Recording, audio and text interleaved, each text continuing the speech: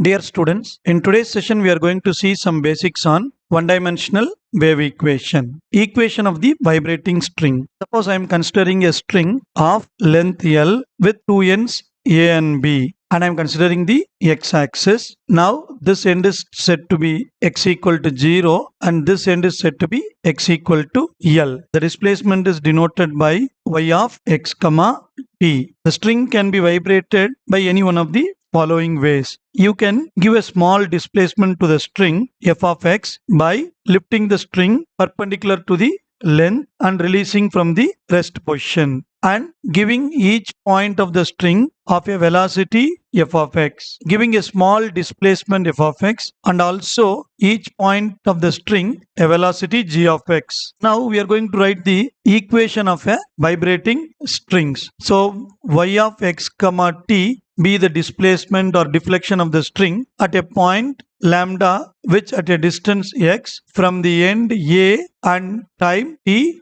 greater than 0. The partial differential equation governing to the transverse vibration of the reflected string is given by y double t is equal to a square y double x, or we can write dou square y by dou t square is equal to a square dou square y by dou x square. For our convenience, we use this notation for our problems, where a square is here, a square is the constant that is given by T by m, where T is the tension and m is the mass per unit length. So this can be asked in MCQs. The equation 1 is called as one-dimensional wave equation. Now we are going to see what are all the assumptions which are made when a string is vibrated. The string is homogeneous. That means if I take the string, for example, it should be equal at every point. The string should not be like this, like some points it is thickened and some point it is thin. How can we make sure that the string is homogeneous? That means I'm taking the string and I cut into 5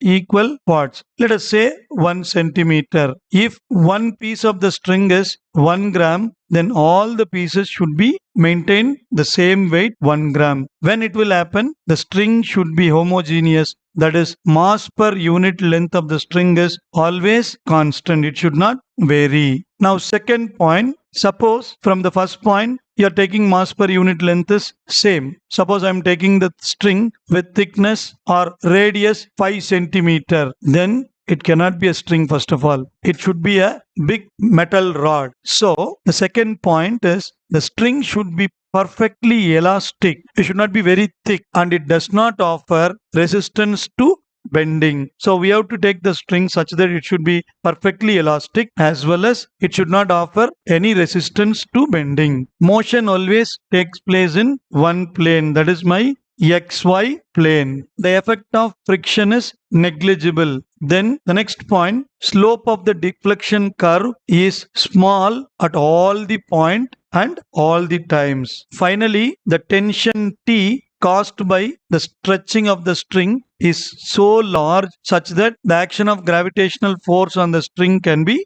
neglected. So these are all the assumptions we are making while we do one-dimensional wave equation for a vibrating string. Next, when we try to solve this mathematically, we get three possible solutions. The three possible solutions of 1D wave equation is as follows. Now, out of three solutions, we have to choose the most suitable solution. Out of the three mathematically possible solutions, we have to choose which is consistent with physical nature of the problem. When we deal with the vibration of elastic string, y of x comma t representing the displacement of the string at any point x must be periodic in time t. Hence, out of these three solutions, the second one is the best solution or most suitable solution for our given problem, which consists of periodic functions, that is my cos and sine in terms of t. Next, we have two cases. One is zero initial velocity problem. That means the string is initially at rest. There is no velocity. In this case, we have to write the boundary and initial conditions. Now, as per the assumption, we have two ends I'll say this end as x equal to 0 and the other end is x equal to L. The displacement is denoted by y of x comma t. Now the displacement happens at any point of the string except at the end point because it is tightly stretched and it was fixed. So displacement at the point y of 0 comma t is always 0 at the end A. Similarly at the end L is also 0. So now I am going to take this as my first boundary condition and this is my second boundary conditions. So I can write this two boundary conditions which is true for all time greater than 0. The next one is going to be my initial condition. Now according to our assumption, there is no velocity, zero initial velocity problem. That means my velocity is 0. When we write the boundary and initial conditions, first we have to list out all the 0 conditions and we have to write the non-zero condition. So since we say velocity y of x comma t is the displacement, when I differentiate this partially with respect to time, this is called as my velocity. And we are not going to use this notation. So we use the notation yt of x comma t represent the velocity. So we say 0 initial velocity. That means at initial time t, the velocity is 0. This is my condition number 3. That is my initial condition. Since my initial velocity is 0, there should be some initial displacement. Our notation for displacement is y of x comma t. We say that there should be some initial displacement. So at time t equal to 0, there should be a small displacement f of x. And I am going to take this as my condition 4. For this two initial condition, the length of the string is fixed.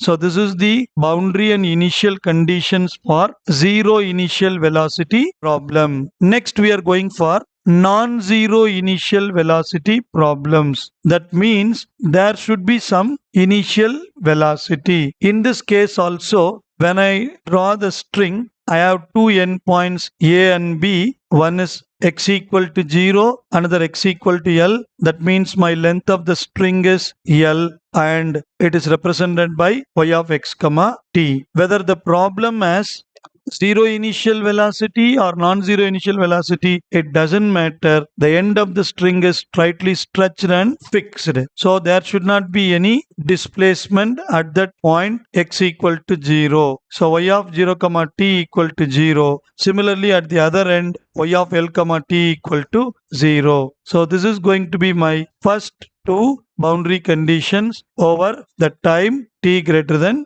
0. Now when we come to the initial condition, so we said non-zero initial velocity problem. So velocity is non-zero. That means if the velocity is non-zero, then my initial displacement is 0. So my third condition is y of x comma 0 is equal to 0 and non-zero initial velocity means there should be some initial velocity. I will say it as f of x. So now this is true for all 0 less than x less than L. So now we have to choose the boundary and initial conditions according to our problem. Whether our problem is 0 initial velocity or our problem is non-zero initial velocity. Then we have to proceed accordingly. Thanks for watching. In the forthcoming video, we are going to learn the procedure for 0 initial velocity and non-zero initial velocity. Then we can do some problems for one-dimensional wave equation. Thank you. Subscribe and share our channel.